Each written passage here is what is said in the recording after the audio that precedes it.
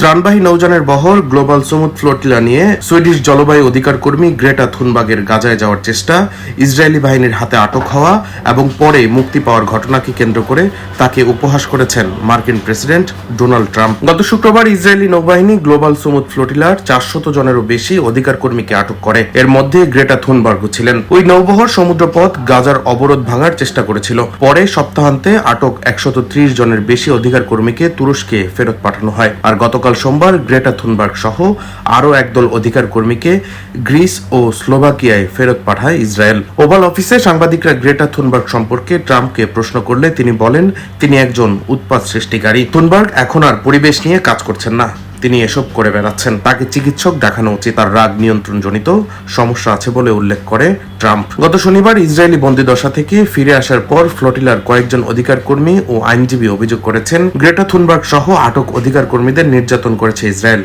তবে দেশটি এই অভিযোগ অস্বীকার করেছে। ডোনাল্ড ট্রাম্প ও গ্রেটা থুনবার্গের মধ্যে অনেক বছর ধরে বিবাদ চলছে। তারা বিভিন্ন সময় একে অপরকে কথা দিয়ে আক্রমণ করেছেন। 2019 সালে গ্রেটা থুনবার্গ টাইম ম্যাগাজিনের বর্ষসেরা ব্যক্তিত্ব নির্বাচিত হওয়ার পর তার সম্পর্কে ট্রাম্প বলেছিলেন তার রাগ নিয়ন্ত্রণ জনিত সমস্যা আছে। প্রতিক্রিয়ায় গ্রেটা তার সামাজিক যোগাযোগ মাধ্যম এক্সের পরিচিত অংশ নিজের সম্পর্কে লিখেছেন, এমন একজন কিশোরী যে তার রাগ নিয়ন্ত্রণ নিয়ে কাজ করছে। ডেস্ক রিপোর্ট, দৈনিক ডেস্টিনি।